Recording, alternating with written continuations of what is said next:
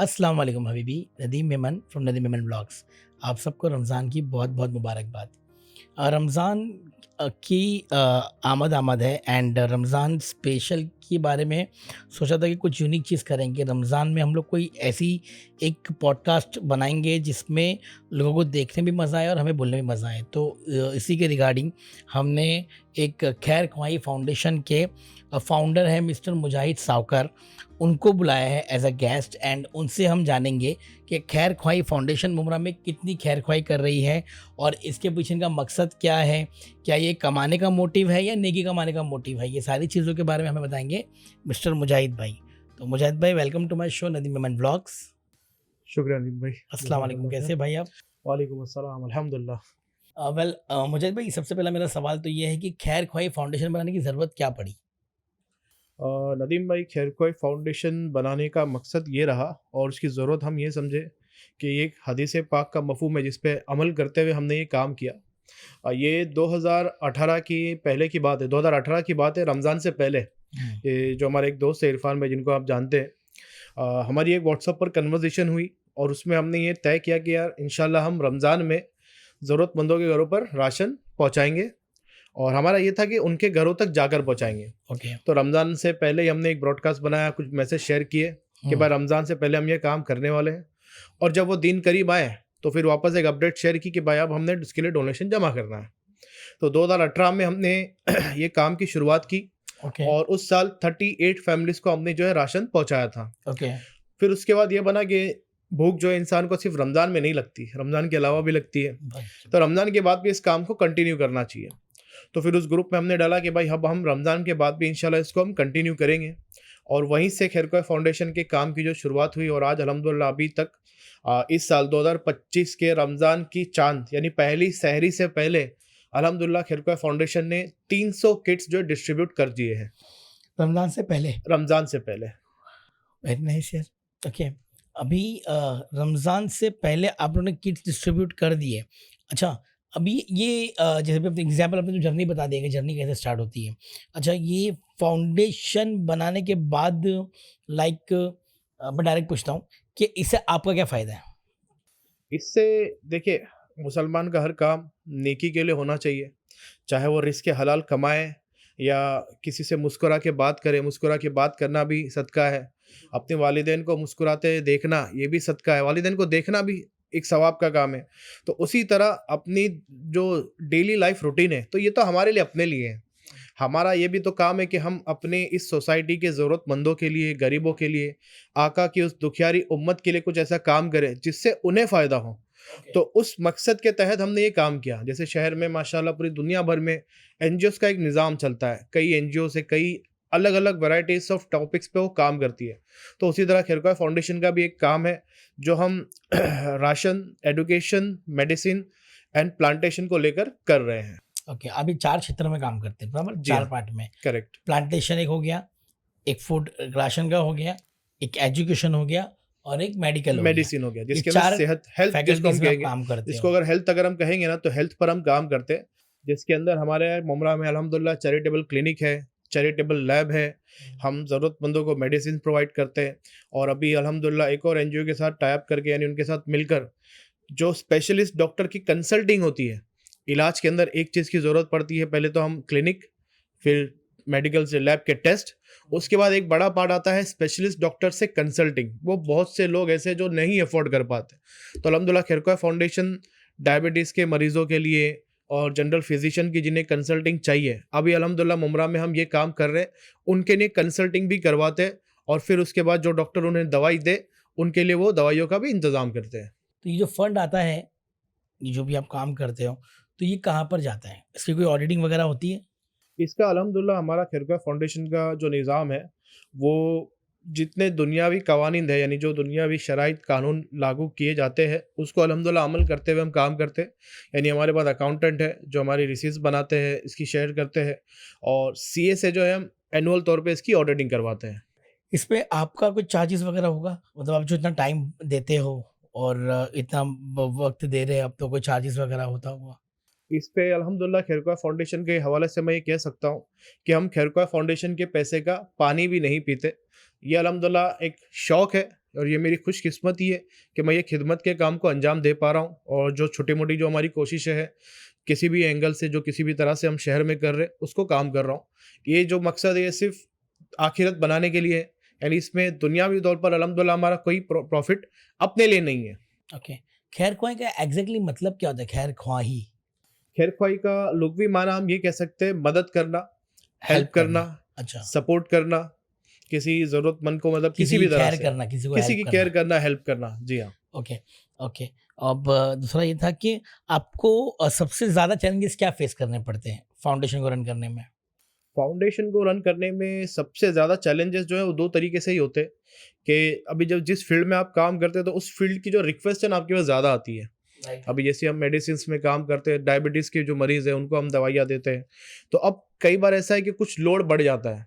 तो उस लोड को मैनेज करने के लिए 2 तरह के लोगों की ज़रूरत पड़ती है। एक वॉलंटियर सपोर्ट, यानी जो फील्ड पर वॉलंटियर काम करे, उसकी ज़रूरत पड़ती है, और एक फाइनेंशियल सपोर्ट, यानी डोनेशन की। क्योंकि किसी की दवाई से हेल्प करने के लिए कहीं न कहीं डोनेशन की ज़रूरत है। सही है। किसी को एजुकेशन में हेल्प करने के लिए डोनेशन की ज़रूरत पड़ती है। तो वो ये 2 चैलेंजेस, मुझे ऐसा लगता है कि जितनी एनजीओज़ काम करती है दुनिया में, उन सबको होती होंगी, और सब इसी तो टैकल करते हुए यानी काम कर रहे हैं। माशाल्लाह। ओके। मुजाहिद भाई, मैं लास्ट टाइम है ना एक एनजीओज़ का पॉडकास्ट बनाया था, रेड बॉयज़ फाउंडेशन जो बीकेसी में।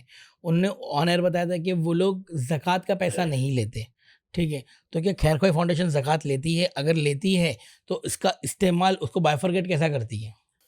ये अल्हम्दुलिल्लाह खैरख्वाह फाउंडेशन उलमा इकराम की रहनुमाई में काम करती है, यानी जो भी खैरख्वाह फाउंडेशन के हवाले हम काम करते हैं, तो उसको दीनी दुनियावी दोनों तौर पर लीगल गाइडेंस लेकर हम काम करते हैं, कि भाई ये काम करना कानूनन तौर पर सही है, नहीं है, या इसको कैसे करना चाहिए। उसके अलावा शरई तौर पर इस काम को करने का तरीका क्या है।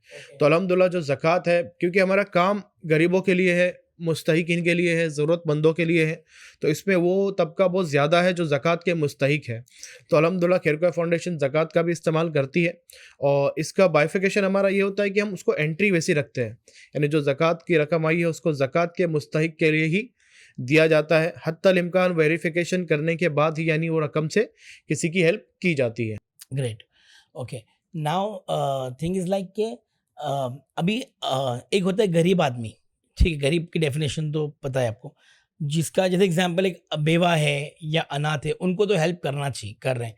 लेकिन आपको पता है सबसे ज़्यादा सफ़र जो मैंने लॉकडाउन में नोटिस किया वो ये था कि गरीब को तो हेल्प आ रही थी और अमीर आदमी की जगह पे सुख था, मगर जो मिडिल क्लास फैमिली थी लाइक ऑटो वाला, टैक्सी वाला और जो रोज़मर्रा की ज़िंदगी में जो काम कर रहे थे, सबसे ज़्यादा हैम्पर उनकी लाइफ हुई। तो इसके लिए खैर-ख्वाही फाउंडेशन क्या करती है? इसको एक हम अगर टर्म यूज़ करें तो उसे हम कहेंगे मिडल क्लास। राइट है। मिडल क्लास जनरल वर्ड में, और अपनी अगर माना में हम इसको इस्तेमाल करें तो हम उसे सफ़ेद पोश कहते हैं। अब मुजाहिद भाई, जैसे एक होता है गरीब, ठीक है, जिनके माँ बाप नहीं होते या जिनके हस्बैंड नहीं होते, उनको तो सपोर्ट करना चाहिए और लोग करते भी हैं।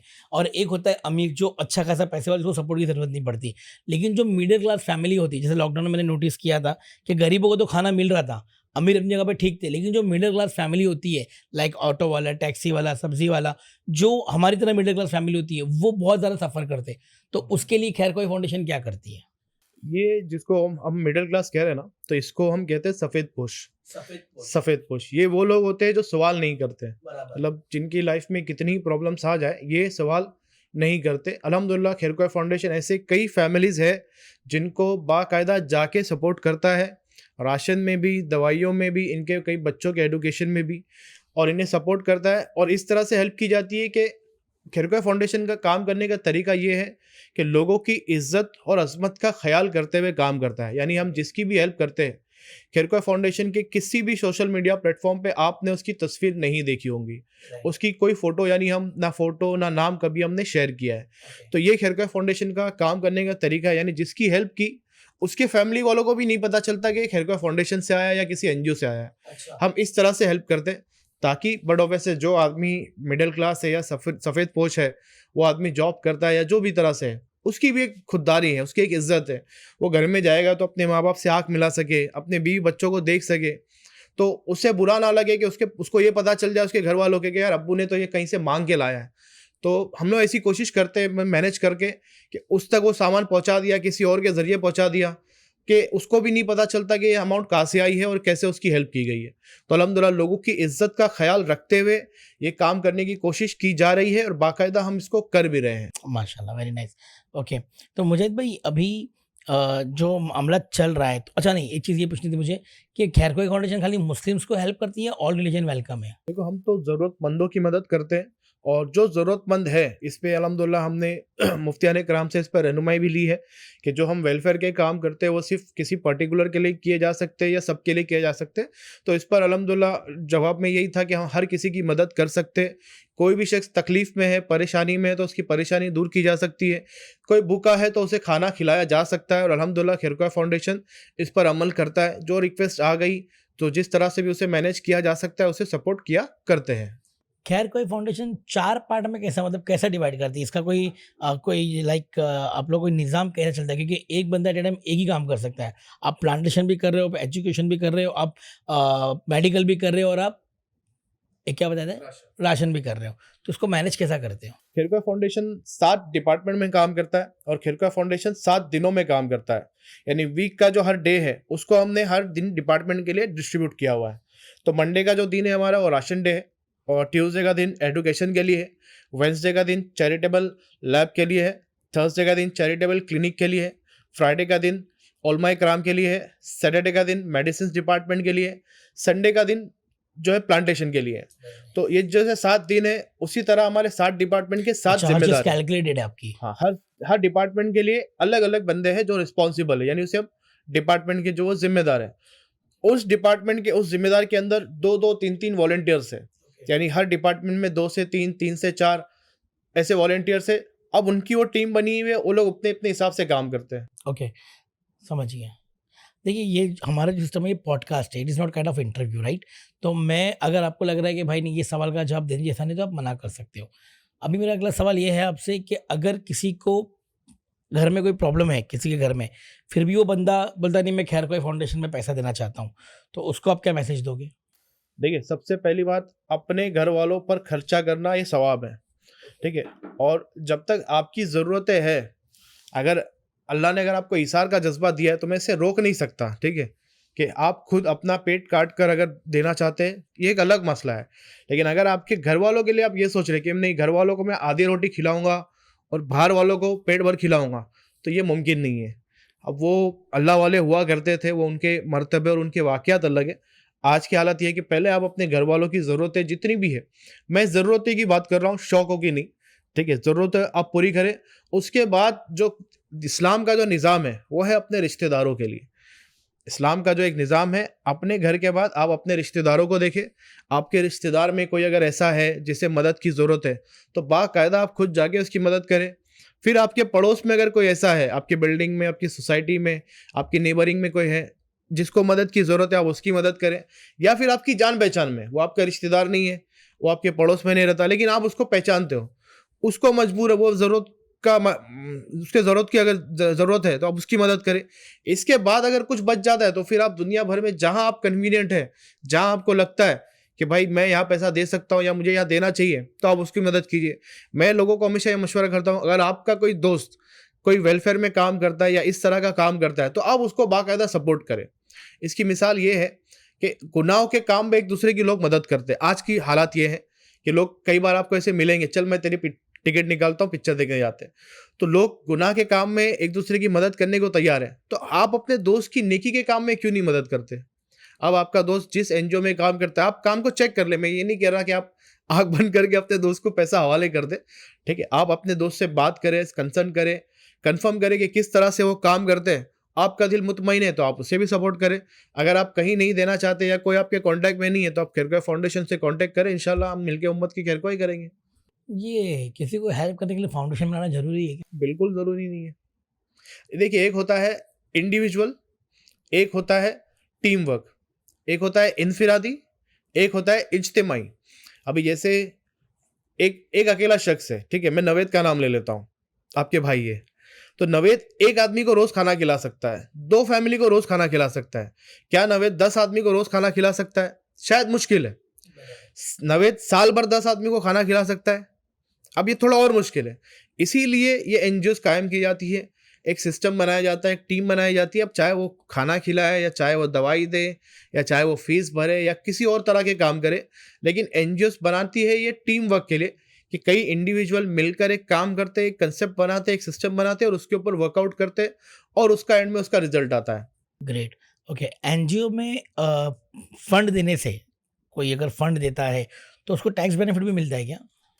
जी हाँ, ये गवर्नमेंट का एक उसूल है कि जो भी इनकम एक ये होती है उसके ऊपर अगर किसी की है तो उसको टैक्स देना पड़ता है और अगर वो किसी एनजीओस को देता है तो उससे 50% का टैक्स बेनिफिट मिलता है एटीजी के अंडर, जो अल्हम्दुलिल्लाह खैरख्वाह फाउंडेशन भी रजिस्टर्ड है और खैरख्वाह फाउंडेशन का एटीजी आ चुका है जिसके अंदर उसे क्लेम करने के बाद अपनी डिटेल्स से एटीजी वो क्लेम कर सकता है। ग्रेट। ये प्लांटेशंस के पीछे आप लोग भागते हो, प्लांटेशन करना है, ये प्लांट, नो डाउट प्लांटिंग तो ज़रूरी है, करना भी चाहिए, मगर रोड के बीच में और ये सब क्यों, मतलब क्या रीज़न है इसका? क्योंकि हमारे शहर में ना दूसरी और जगह है नहीं और रोड के बीच पे यानी जो डिवाइडर्स लगे हैं तो स्पेसिफिकली डिवाइडर्स लगाए भी इसीलिए मतलब रोड को डिवाइड करने के लिए बनाए जाते हैं, लेकिन उसे यूटिलाइज भी किया जा सकता है। बोलते हैं ना 1/2 हम जिसको कहते हैं, तो एक तरह से रोड डिवाइड भी हो गया और जो जो रोड अलग भी हो जाता है। अब जो डिवाइडर का इस्तेमाल है वो तो सिर्फ जगह है ना, तो वहाँ का इस्तेमाल हम इसलिए कर रहे हैं ताकि वहाँ पे प्लांट्स लगे और दुनिया भर में जितने भी मतलब कई कंट्रीज ऐसे हैं या इंडिया में भी ऐसे कई शहर हैं जहाँ पर बाकायदा डिवाइडर्स पे या रोड के साइड में बाकायदा तरीके से सिस्टमेटिक वे में प्लांटेशन किया जा रहा है। तो अल्हम्दुलिल्लाह खैरख्वाह फाउंडेशन ने पिछले साल 2023 में यानी 2023 में प्लांटेशन की शुरुआत की और आशूरे के मौके पर हमने 12 प्लांट्स लगाए थे। 12 और उस वक्त हमने अल्हम्दुलिल्लाह ये नियत की थी कि इंशाल्लाह आने वाले साल हम 112 प्लांट्स लगाएंगे। अल्लाह की रहमत से 2024 में खैरख्वाह फाउंडेशन ने 117 पौधे लगाए पूरे मुमरा में और जिसमें हमें टीएमसी से अच्छा सपोर्ट मिला। पानी वगैरह आप डालते हो बराबर? अब टीएमसी से हमें सपोर्ट ये मिला था कि हमें प्लांट्स मिले। पहले बार हमने प्लांट्स खरीदे, उसके बाद जितने भी प्लांट्स हमने लगाए वो टीएमसी से हमें मिले।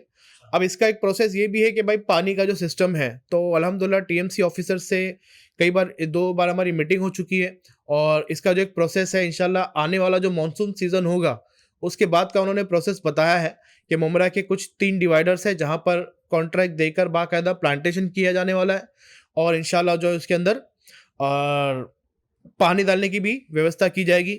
आने वाले यानी 2025 के मानसून सीजन में इंशाल्लाह मुमरा में तकरीबन 1200 पौधे लगाए जाएंगे टीएमसी की तरफ से। ठीक है, तो इसके अंदर इंशाल्लाह खैरख्वाह फाउंडेशन जो उस तरह से उन्हें सपोर्ट कर सकता है वो करेगा। इसके अंदर एक चीज़ और है कि जो बाकी के डिवाइडर्स है जिसके ऊपर रेलिंग लगी हुई है, इंशाल्लाह हमारी कोशिश है कि पीडब्ल्यूडी डिपार्टमेंट के साथ कांटेक्ट करके या किसी और जरिए से भी वो रेलिंग निकाली जाए और उसके ऊपर भी इंशाल्लाह हम प्लांटेशन करें ताकि शहर की खूबसूरती बढ़े और शहर को ऑक्सीजन भी अच्छा मिले। और आवाम से भी रिक्वेस्ट है कि प्लांट्स को रहते रहने दें, इसको निकाले ना, उस पे बोर्ड वगैरह ना बांधे। देखिए ये तो मेरी मुमरा वालों से या हर जगह से जहाँ भी कोई ये वीडियो देखे तो जो पौधा लगा है ना वो एक छोटा है, वो मतलब बच्चा है। बच्चे के हाथ में आप 10 किलो 20 किलो का सामान नहीं देते। तो अगर आपने कोई छोटा सा पौधा जिसकी एक ही टहनी है, मतलब सिंगल लकड़ी पे मतलब है वो टहनी पौधा अभी उग रहा है बन रहा है, उसके बाद आपने अगर उसको बैनर बांध दिया तो वो टहनी गुड झुकने लगती है और वो झुकने एक बार अगर लग जाए तो फिर वो वजन खा खा के गिर जाएगी और वो टूट जाएगा। तो जितनी मेहनत उस पर की गई है तो सारी वेस्ट हो जाती है। अल्हम्दुलिल्लाह खैरख्वाह फाउंडेशन जो मेहनत कर रहा है प्लांटेशन पे, तो सिर्फ पौधा लगाना नहीं था, पौधा लगाना है, दरख्त बनाना है, जो अमीर अहले सुन्नत ने हमें ये मुहिम दी है इसके तहत हमने यानी काम कर रहे हैं। और बाकायदा रमज़ान में भी हमारी कोशिश है कि हम उसको पानी वगैरह डालें क्योंकि ये मेन सीज़न है जो गर्मी का टाइम है। अगर ये 3 महीना अभी और हमने इसको प्लांट्स को बचा लिया तो 4 महीना तो मानसून है और उसके बाद इंशाल्लाह टीएमसी से जो जो ये कॉन्ट्रैक्ट्स वगैरह है वो मिल जाएंगे, पानी जो है शुरू हो जाएगा। तो इंशाल्लाह हमारी जो मेहनत और कोशिश है इंशाल्लाह वो सक्सेस हो जाएगी। Very nice. खैरख्वाह फाउंडेशन की जो फाउंडर है मिस्टर मुजाहिद सावकर, ये ब्रेड एंड बटर अर्न करने के लिए क्या करते हैं? मैं अल्हम्दुलिल्लाह एक कंपनी में जॉब करता था, अभी मेरा वर्क फ्रॉम होम था इतने सालों से और लास्ट फरवरी को ही मैंने मतलब रिज़ाइन किया क्वालिफिकेशन है। कितना है आपका? मैं अंडर ग्रेजुएट हूँ ओके। और लास्ट फरवरी में ही मैंने अभी रिज़ाइन दिया है और अभी मैंने अपना रिक्रूटमेंट का बिजनेस स्टार्ट किया है और अभी मैं अल्हम्दुलिल्लाह अपना रिक्रूटमेंट करता हूँ। ग्रेट।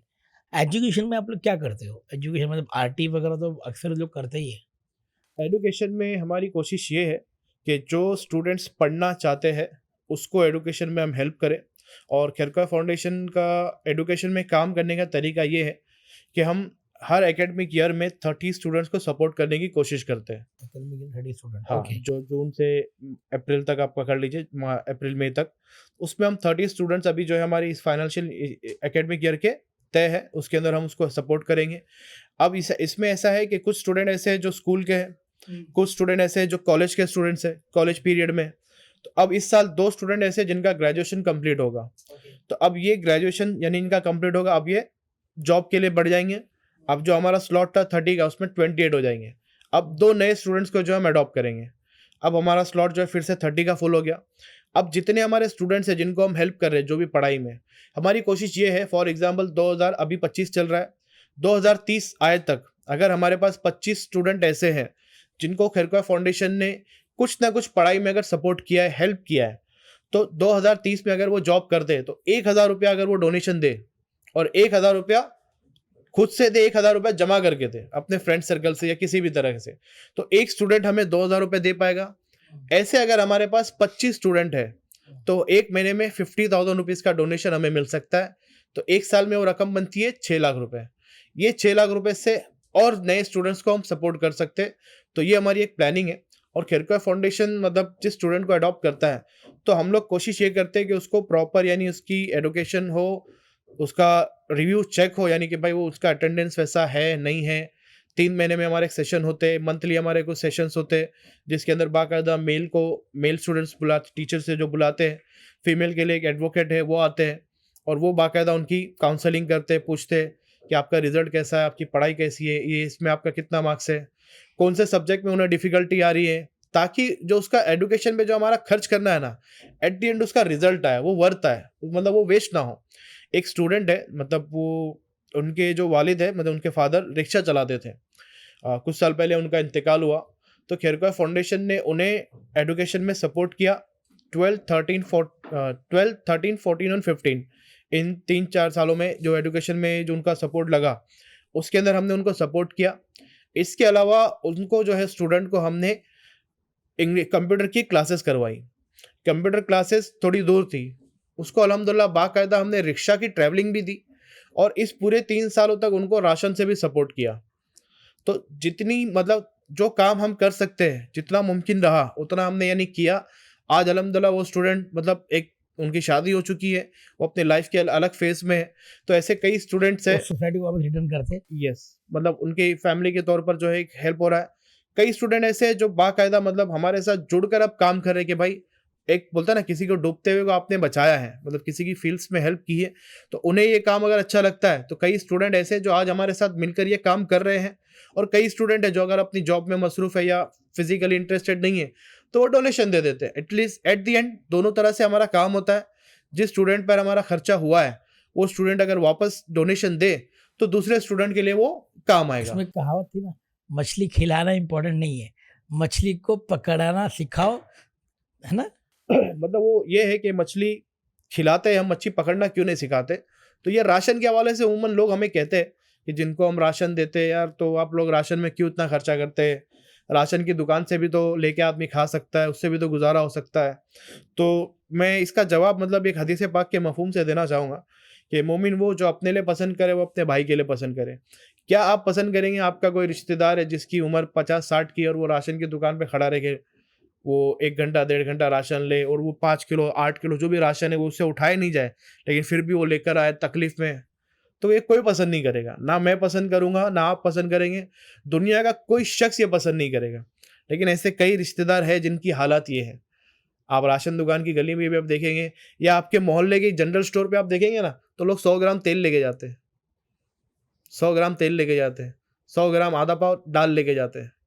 क्यों लेके जाते हैं? क्योंकि उनकी मजबूरी है, उनके पास सपोर्ट नहीं होता या फाइनेंशियल हेल्प नहीं होती। देखो कोई आदमी शौक से रोज आके सामान नहीं लेगा या आके उधार नहीं मांगेगा, और बट ऑफिस दुकानदार से उधार मांगेगा तो मतलब आज की तारीख में उधार एक जादू है, दिया तो गायब हो जाएगा, ये कहा जाता है। तो दुकानदार भी डरता है कि भाई इसके बाद है नहीं, अब ये देगा नहीं देगा। तो जिस लोग परेशानी में होते हैं उसी वजह से ये की जाती है। और ऐसे वक्त में जैसे भी खैरख्वाह फाउंडेशन की ऐसी कई फैमिलीज है जिनको हम हेल्प करते हैं। एक तकरीबन 85 ईयर्स की लेडी है, सिंगल लेडी है, 85 ईयर, 85 ईयर्स, उसको आप क्या रोजगार दोगे? सही है। एक फैमिली है जिसके लड़के के दोनों बाजू कट गए हैं। मतलब एक हादसा हुआ था जिसके अंदर उनके दोनों जो ये हाथ है ये कट गए हैं। खेरका फाउंडेशन अल्हम्दुलिल्लाह उनके घर में राशन से सपोर्ट करता है, उनके बच्चे के एजुकेशन में हेल्प किया है, उनकी वाइफ की दवाओं में हेल्प करता है, उनकी माँ की दवाओं में हेल्प करता है। जो उन्हें थायराइड का टेस्ट करवाना है, डायबिटीज़ का टेस्ट करवाना है, वो टेस्ट करवाता है। स्पेशलिस्ट डॉक्टर से कंसल्टिंग की ज़रूरत पड़े तो वो करवाता है। डायबिटीज़ की, थायराइड की दवाओं की ज़रूरत पड़े तो वो दवाएँ दिलवाता है। अब आप बताइए इसके अलावा और कोई काम अगर बचता है, कोई अगर ये बोले कि मैं पका के आपको खिलाना भी चाहिए, तो इंशाल्लाह मुमकिन हुआ तो हम पका के खिलाने की भी कोशिश करेंगे। मुजाहिद भाई, ये एजुकेशन का हमने समझ लिया, हमने प्लांटेशन को समझ लिया। अब ये मेडिकल में कैसे काम होता है? हेल्थ में नदीम भाई मतलब मेडिसिन्स में हेल्थ का जो डिपार्टमेंट है हमारा, इसमें हमारे 4 एक डिपार्टमेंट के अंदर 4 सेक्शंस हैं। ओके, चैरिटेबल क्लिनिक है, चैरिटेबल लैब है, ओके, मेडिसिन्स है और इसके अलावा अभी जो है हम स्पेशलिस्ट डॉक्टर के साथ ज़रूरतमंदों की कंसल्टिंग करवाते हैं होप्स इंडिया के साथ मिलकर और उनकी दवाइयाँ भी उनके ज़रिए देते हैं। अब चैरिटेबल क्लिनिक मुमरा में 2 जगह पर हमारी चैरिटेबल क्लिनिक है जहाँ 30 रुपये में 3 वक्त की दवाइयाँ दी जाती है, ओके, ठीक है? फिर चैरिटेबल लैब मुमरा में कायम है तनवर नगर में, जहाँ पर मार्केट रेट से कम रेट में यानी कम रेट में जो टेस्ट है, जितने भी ब्लड एंड यूरिन टेस्ट है सारी तरह की किए जाते हैं। यानी जिसकी प्राइस मार्केट में 700-800 रुपये है, वो टेस्ट हमारे यहाँ पे 250-300 रुपये में होते हैं। ओके, इसके बाद कोई पेशेंट है जिसको मेडिसिन में हेल्प चाहिए, तो उनकी दवाइयों की जो भी ज़रूरतमंद की दवाइयों की तरकीब है, उसको हम दवाइयों में हेल्प करते हैं। ओके, फिर इसके बाद अभी कोई पेशेंट अगर ऐसा है जिसका ट्रीटमेंट चल रहा है, अब वो डॉक्टर के पास 7 महीने पहले गया है, 8 महीने पहले गया है, 1 साल से वो वही डायबिटीज़ की दवाई खा रहा है जो उसको 1 साल पहले दी गई थी और स्पेशलिस्ट डॉक्टर के पास गया ही नहीं है। हर साल हर बार वही मेडिकल्स पे चिट्ठी देकर दवाई ले लेता है। तो ऐसे पेशेंट की हम कंसल्टिंग भी करते हैं। उनका मतलब प्रॉपर इलाज करने के लिए उनको जो है स्पेशलिस्ट डॉक्टर से हम उनकी कंसल्टिंग करवाते हैं। ब्लड प्रेशर है, डायबिटीज़ है, थायराइड है, इसके हवाले से और फिर जो डॉक्टर उनको दवाई लिख कर देगा, वो दवाइयाँ अल्हम्दुलिल्लाह उन तक हम होप्स इंडिया के ज़रिए सपोर्ट करते हैं।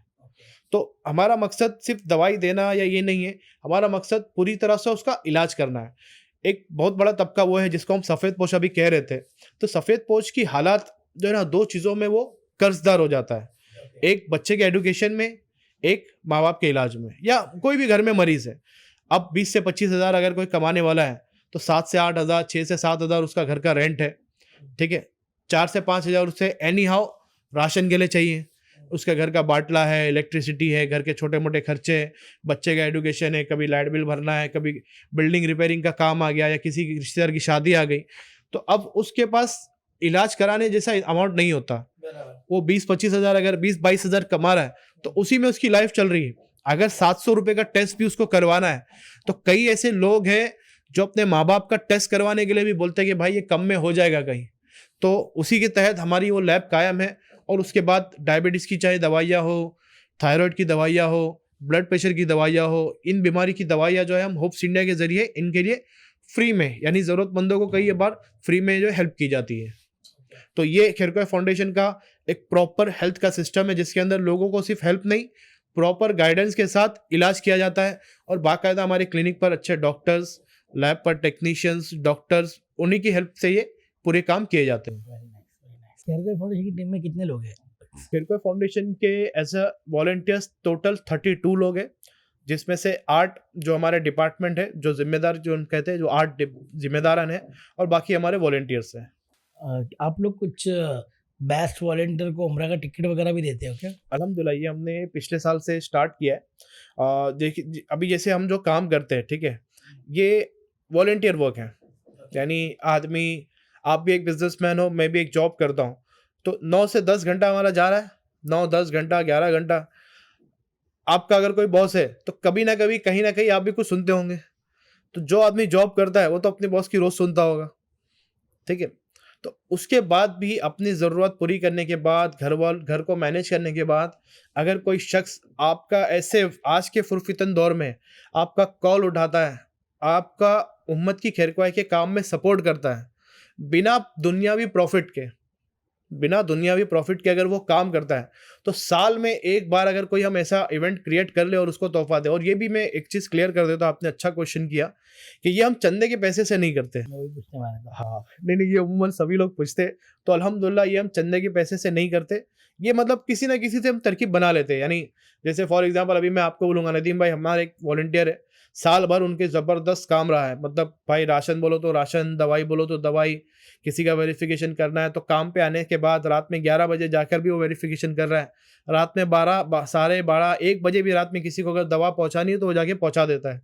तो ऐसे वॉलंटियर को यार अपने को टिकट देना है, तो इसके लिए आपको मेरे को आपकी तरफ से थोड़ा एक कंट्रीब्यूशन चाहिए। तो क्या आप नहीं करोगे? अल्लाह ने आपको दिया है तो बाकायदा आप करोगे। तो बस ऐसा ही थोड़ा-थोड़ा हमने किसी से तरकीब बना ली और वो एडजस्ट करके कोशिश करते हैं, माशाल्लाह वो हो जाता है। पिछले साल हमने जब ये किया था, तो पहला हमारी तरफ से था। उसी इवेंट में एक शख्स ने ये नियत की कि भाई एक टिकट आपको मैं मेरी तरफ से दूँगा। तो इस साल अल्हम्दुलिल्लाह हमने 2 टिकट दिए। अरे वाह! माशाल्लाह। ओके, अब क्योंकि रमज़ान का मंथ चल रहा है, तो इसके बारे में आप लोगों से क्या बोलोगे? मतलब क्या ऐसी चीज़ें जो रमज़ान में नहीं करना चाहिए? Like dos and don'ts. And secondly ज़कात में लोग हमेशा कन्फ्यूज़, मतलब एक ही चीज़ बोलूँगा ज़कात के हवाले से, जैसा क्योंकि ये एक हमेशा मेरे लिए पर्सनली कन्फ्यूजन टॉपिक रहा है। कन्फ्यूजन इसलिए रहा क्योंकि हर साल ज़कात में पैसा आता-जाता, कम-ज़्यादा होते रहता है। तो मैं तो बेटर ये बोलूँगा किसी मुफ्तियाने कराम से जाके इस पे राब्ता कर ले, सही है? देखिए, एक जनरल मतलब आपको अगर मैं बताऊँ, तो हम बीमार होते तो किसके पास जाते हैं? डॉक्टर के पास। ठीक है, कोई लीगल मैटर है तो हम किसके पास जाते हैं? एडवोकेट के पास। तो जो शरई मामला है उसको समझने के लिए भी हमें जो है यूट्यूब और गूगल पे नहीं जाना है, मुफ्तियाने कराम के पास जाना है, बैठकर समझना है।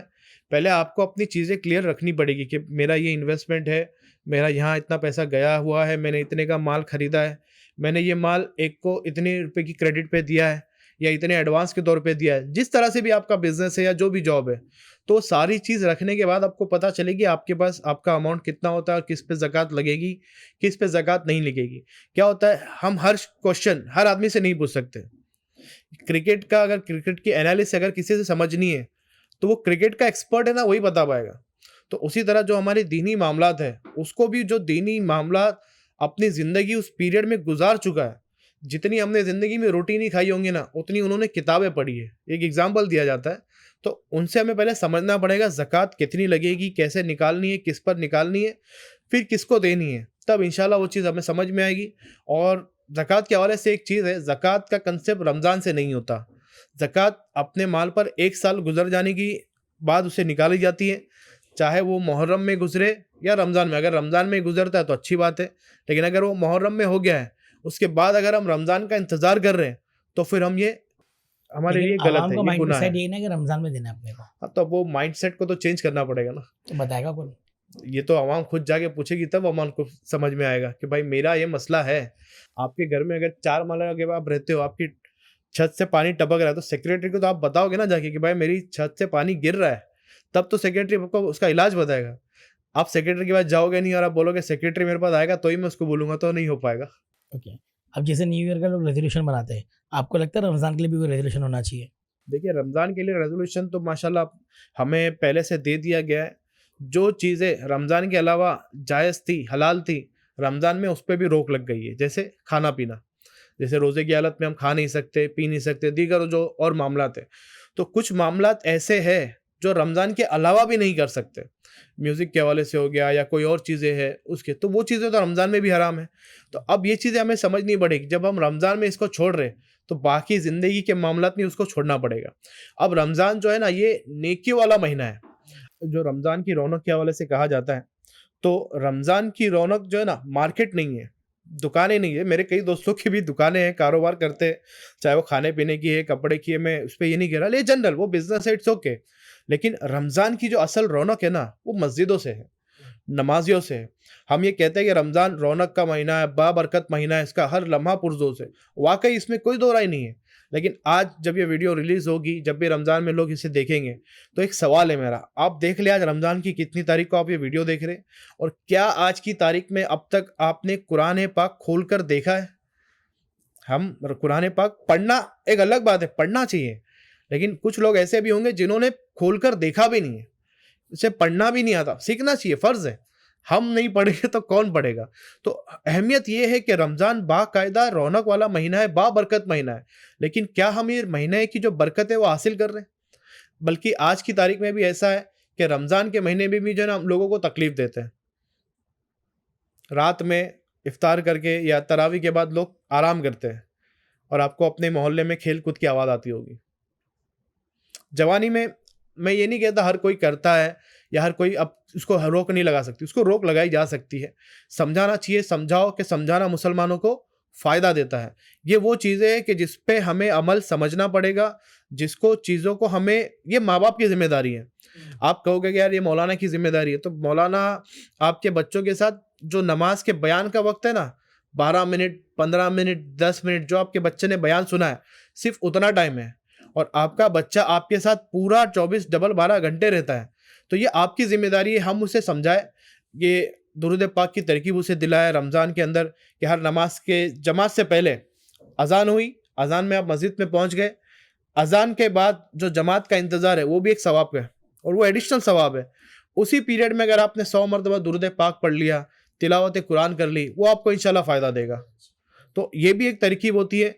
इसी से तो हम रमज़ान की बरकतें हासिल करेंगे कि हम पढ़ेंगे, उसमें रूहानियत आएगी और वो लज़्ज़त महसूस होगी।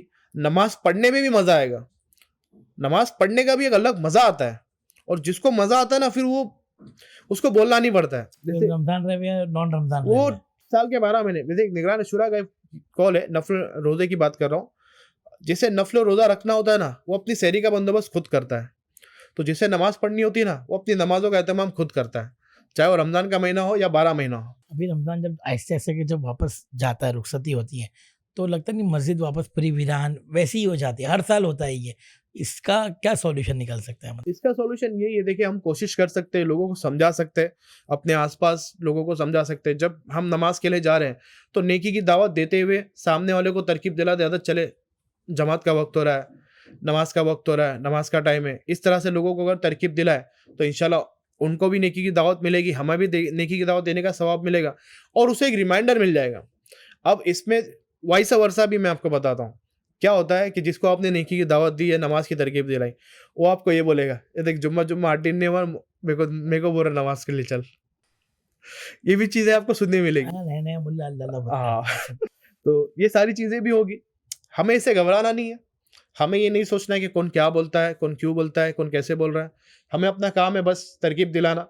हर ख़ास का एक ख़ास होता है। मैं हमेशा कहता हूँ हर ख़ास का एक ख़ास होता है। हमारा ख़ास हम जन्नत में जाना चाहते हैं।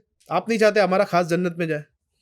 बस आप अपने ख़ास को मस्जिद तक ले जाएँ, वो अपने ख़ास को मस्जिद तक ले जाए, इंशाल्लाह हमारी मस्जिद भर जाएगी। अच्छा, आप लोग रमज़ान में सहरी या इफ्तार का एहतमाम करते हैं खैर कोई फाउंडेशन की तरफ से? इसमें अल्हम्दुलिल्लाह हम इफ्तार की कोशिश करते हैं और इफ्तार में मतलब अमीर सुन्नत ये तरकीब दिलाते हैं कि गरीबों के मोहल्ले तक इफ्तारी पहुंचाई जाए। उमूमन अभी हमारे यहाँ क्या रुझान है कि हम मस्जिद में इफ्तार की थाली हमने भेज दी, बहुत अच्छी बात है। मैं इसको ये नहीं कह रहा कि आप मत भेजो, ये भेजना चाहिए, करना चाहिए, अच्छी बात है। मस्जिद में भी लोग आते हैं, लेकिन मस्जिद में आते कौन है? मर्द हजरात। कई औरतें ऐसी होती है या कई बच्चियाँ ऐसी होती हैं जिनको कुछ चीज़ें शायद नहीं मिली होगी। हम जब पिछले साल हमने इफ्तारी बाँटी है, तो कई लोगों के घरों पे जो इफ्तार के पैकेट थे ना, वो देखकर ताज्जुब थे कि भाई ये चीज़ भी इफ्तार में खाई जाती है। तो अल्हम्दुलिल्लाह खैरख़्वाह फाउंडेशन लोगों की इज़्ज़त और अज़मत का ख़याल करते हुए रोज़े की हालत में इफ्तार लोगों के घरों पे जाके पहुँचाती है। दूसरे अशरे में हमारी कोशिश होती है कि हम इफ्तार पैकेज जो है लोगों के घरों पर डिस्ट्रीब्यूट करें। ₹300 इस साल हमने एक पैकेज रखा है जिसको इंशाल्लाह हम ज़रूरतमंदों के घरों पर पहुँचाएँगे। और इस साल हमारी एक कोशिश ये भी है कि एक होटल के ओनर है, एक ढाबे के ओनर है, उनसे मेरी बात हुई थी। इंशाल्लाह वो सहरी के इंतज़ाम करने वाला है और वो सहरी बना कर देंगे। इंशाल्लाह हम वो सहरी भी एक मोहल्ले में इंशाल्लाह जाकर लोगों के घरों पे पहुँचाएँगे। जो भी मतलब मोहल्ले में किसी से कोऑर्डिनेट वगैरह करके पहले से प्लान बनाकर कि भाई इतने बजे हम लेकर आ जाएँगे, फिर अपने को जाके लोगों के घरों पे बाँटना है। तो ये भी इंशाल्लाह हम करने वाले हैं। वेल, आपसे बहुत अच्छी चीज़ समझ में आई, सीखने मिली और बहुत सारी इन्फॉर्मेशन आपसे मिली रमज़ान के हवाले से, नॉन रमज़ान के हवाले से, ज़कात के हवाले से, एक फाउंडेशन के हवाले से, एनजीओ के हवाले से, वाइट पोस्ट के हवाले से, जी बहुत सारी चीज़ें माशाल्लाह सीखने के लिए मिली। अब मेरा आखिरी सवाल इस पर होगा कि क्या खैर कोई फाउंडेशन सिर्फ़ मर्द हज़रात के लिए काम कर रहा है? लेडीज़ का या औरत का, हमारी माँ-बहनों का इसमें कोई हिस्सा है? अल्हम्दुलिल्लाह हम तो ज़रूरतमंदों के लिए काम करते हैं, जिसमें मर्द भी है, औरत भी हैं। और एक बहुत बड़ी तादाद होती है जो बेवाओं की होती है, तो वो औरतों की होती है, जिसको अल्हम्दुलिल्लाह मतलब जिस तरीके से भी काम किया जाता है, दवाइयों में मामला हो गया या राशन में हो गया या अगर उनके बच्चे पढ़ रहे हैं, तो उसके ज़रिए भी उन्हें हेल्प की जाती है। सही है। ओके। और अभी थोड़ा-सा ओपन माहौल चल रहा है। जैसे एक जो एनजीओज़ वगैरह आए थे उन्होंने ओपनली बताया था कि वो राशन में सैनिटरी पैड वगैरह डाल के देते हैं। तो खैर कोई फाउंडेशन की ऐसी कोई तरकीबात है? अब तक तो ऐसा कुछ हुआ नहीं है, हमने किया नहीं है। अलबत्ता ये है कि गवर्नमेंट की ऐसी कई स्कीम्स होती है। अभी हमारा एक मतलब हमारी कोशिश ये है कि इस एकेडमिक ईयर जब शुरू होगा जून में, तो उसके अंदर हम एजुकेशन डिपार्टमेंट के तहत ही ऐसी कुछ चीज़ें करने वाले हैं कि जो गवर्नमेंट की स्कीम्स होती है, उसको लोगों तक पहुँचाएँ। जिसके अंदर हाइजीन के हवाले से भी है, हेल्थ रिलेटेड भी है, विडो के स्कीम्स के रिलेटेड होता है, हैंडीकैप स्पेशल पर्सन्स के स्कीम के लिए होता है और जो सीनियर सिटीज़न होते हैं, उनकी स्कीम्स के हवाले से होता है। क्योंकि देखो एजुकेशन में तबका वो हमारे से रिलेटेड है जो पढ़ा लिखा है। आपको सिर्फ़ गवर्नमेंट की वेबसाइट पर जाना है, स्कीम को समझना है, अब आपको उसे कन्वे करना है आम लोगों की भाषा में, उसको समझाना है। एक डॉक्यूमेंट की लिस्ट होगी वो आपको बना के दे देनी है, ताकि उन तक वो चीज़ पहुँचे। अब हमारी एक क्लिनिक जैसे हमारी चैरिटेबल क्लिनिक है, चैरिटेबल लैब है, तो हम कोशिश ये करते हैं कि गवर्नमेंट की कुछ जो स्कीम्स वगैरह होती है हेल्थ से रिलेटेड, वो हमारी इस क्लिनिक पर आ जाए, वो क्लिनिक पे लगे। जैसे पोलियो के कैंप लगाते हैं या कुछ और अवेयरनेस कैंप होते हैं, वो हम लगाते हैं गवर्नमेंट के तहत जो लगती है। तो इसी में जो हाइजीन से रिलेटेड होता है, इसके ऊपर हमारी कहीं यानी अब कुछ प्रोसेस है ना, उसको थोड़ा टाइम लग जाता है। तो वैसी चीज़ें हैं, लेकिन इंशाल्लाह जो चीज़ें आपने कहा इसके ऊपर मैं ज़रूर गौर करूँगा और उसके हवाले से जो किया जा सकता है उस पे हम करेंगे। ख़ास अभी एक कोशिश हम और भी कर रहे हैं जो ब्रेस्ट कैंसर के हवाले से अगर मैं कहूँ, तो ये भी एक ऐसी बीमारी है जो औरतों में मतलब बढ़ गई है। अब इसके क्या सिम्पटम्स होते हैं, इसकी क्या वजह है, ये भी लोगों को नहीं पता होता। देखो आप बीमारी का इलाज तब कर पाओगे ना जब आपको बीमारी का सिम्पटम्स पता हो कि भाई जैसे अब सीने में दर्द जब हो रहा तक है। डायग्नोज़ नहीं होगी तो कैसे हाँ, पता अब चलेगा? सीने में दर्द हो रहा है, तो अब ये गैस की वजह से हो रहा है या ये हार्ट अटैक है। तो ये आपको थोड़ा समझना थोड़ा बहुत तो उसका आइडिया होता है, अब आप उसको जैसे ही आपको लगेगा तो आप डॉक्टर के पास जाओगे। अगर आपको कुछ पता ही नहीं है, लग ही नहीं रहा, तो आप डॉक्टर के पास नहीं जाओगे। तो उसी तरह जो ब्रेस्ट कैंसर वगैरह के ऊपर कई अवेयरनेस प्रोग्राम हैं, कई एनजीओज़ है, ये काम करती है। तो हम इनके साथ मिलकर कहीं न कहीं कुछ हिस्सा अपना मिलाने की कोशिश करते हैं। Great. Well thank you so much Mujahid भाई। मुजाहिद भाई आपको कोई रमज़ान के हवाले से किसी को मैसेज देना है अपने यंगस्टर को, यूथ को जो मैक्सिमम टाइम जो है एक क्रिकेट में लाइक गेम्स में खेलते हैं, मोबाइल में बिता रहे, रील्स देखते बिता रहे, उनको आप क्या मैसेज दोगे? ठीक है, रमज़ान के हवाले से मैं जनरल यही कहूँगा कि अभी जो इफ्तार के वक़्त होते हैं, ठीक है? आप अपनी इफ्तार की थाली जब अपने लिए बनाते हैं ना, उसी टाइम अपने पड़ोसी के लिए भी बना लें। इफ्तार की थाली बचने के बाद, इफ्तार जो आपकी बच गई, उसके बाद आप दे रहे हो किसी को, तो वो आपकी मजबूरी है। वो आपकी ज़रूरत नहीं रही, लेकिन ठीक है, आप दे रहे हो। फिर भी मैं कहूँगा वो अच्छी बात है, चलो आपने किसी को दिया, कोई खा लिया। लेकिन इफ्तार की थाली जब आपने अपने लिए सजाई, वही थाली अगर आपने अपने पड़ोसी के लिए सजा ली, किसी और के लिए सजा ली और उस तक पहुँचा दी, तो यार वो जो आप देने की खुशी है ना, उसको आप महसूस करेंगे। और वो एक अलग चीज़ है कि बचने से पहले आपने किसी को दिया है और वो खाने में भी अच्छा लगता है। जैसे हम शादी में गए, ठीक है? सबको स्टार्टर मिला, हमें स्टार्टर नहीं मिला, तो खाना कितना ही अच्छा हो, लेकिन वो चीज़ रहती है कि यार स्टार्टर मेरे को स्टार्टर नहीं मिला, मेरे को स्टार्टर नहीं मिला। अब जब आपने ये इफ्तार की थाली किसी को बना के दी है, जो भजिया है, समोसा है, कटलेट है, वो नरम नहीं हुआ है, गला नहीं है, वो खाने में भी कुरकुरा लग रहा है, खाने में टेस्ट में मज़ा आ रहा है, तो सामने वाले को भी अच्छा लगता है। हमारा काम लोगों के दिल में खुशी दाखिल करना है, लोगों को एहसास दिलाना है, लोगों के दिलों में मोहब्बत दाखिल करना है। तो इस रमज़ान भी ये काम कीजिए, ज़िंदगी भर कीजिए कि अपनी इफ्तार की थाली जब आप सजाएँ, उसी टाइम पे एक और थाली सजाकर किसी के घर पहुँचा दें। एक चीज़ और अर्ज़ करूँगा, गर्मी का वक़्त है, आपके घर में फ्रिज है, अगर आपके मोहल्ले में, आपके पड़ोस में किसी के घर पे फ्रिज नहीं है, किसी के घर पे अगर फ्रिज नहीं है, तो आप एक काम ज़रूर करें, एक पानी की बॉटल अपने फ्रिज में एक्स्ट्रा रखें, इफ्तार के वक़्त से पहले उस तक जाके पहुँचा दें, ताकि वो भी जो रोज़ा जो है ना, अगर ठंडा पानी वो पीते हैं, तो ठंडे पानी से रोज़ा अपना इफ्तार कर सकें। देखिए, इस अमल से भी उनके दिल में खुशी दाखिल होगी और हर काम खुशी दाखिल करने के लिए होता है, दुआ हासिल करने के लिए होता है और इस काम से भी इंशाल्लाह दुआएँ हासिल कर सकते हैं। तो बड़ा सिंपल है, आपने उसको जाके सिर्फ़ ये बोलना है, आपके घर पे फ्रिज नहीं है ना, आपको रोज़ाना इफ्तार से पहले बॉटल मैं ला के दूँगा, उसी से आपने रोज़ा इफ्तार करना है। आप देखो सामने वाले को कितनी खुशी होगी। माशाल्लाह। वेल बहुत बहुत अच्छी अच्छी टिप्स आपसे मिली, अल्हम्दुलिल्लाह। And thank you so much Viraj भाई। जज़ाकल्लाह खैर नदीम भाई, हमारी कोशिश यही थी कि हम अपना मैसेज खैरखोह फाउंडेशन क्या काम करती है, किस तरह से करती है, ये लोगों तक शेयर करें, ताकि अगर किसी को कुछ बदगुमानी है या कुछ ख़यालात है, सोचते हैं, तो वो उनके डाउट्स क्लियर हो। आप अगर ऐसा काम करना चाहते हैं तो बाकायदा खुद आगे बढ़कर करें। अगर आप खैरखोह फाउंडेशन के साथ जुड़कर काम करना चाहते हैं तो खैरखोह फाउंडेशन के साथ जुड़कर काम करें। और at the same time Nadeem Memon blog को सब्सक्राइब भी करें। बिल्कुल, नदीम भाई के चैनल को सब्सक्राइब भी करें, इंशाल्लाह इसको शेयर भी करें। Thank you. Like, comment, share, subscribe, status पर सब जगह यूज़ करते हैं नदीम मेमन ब्लॉग को। Thank you.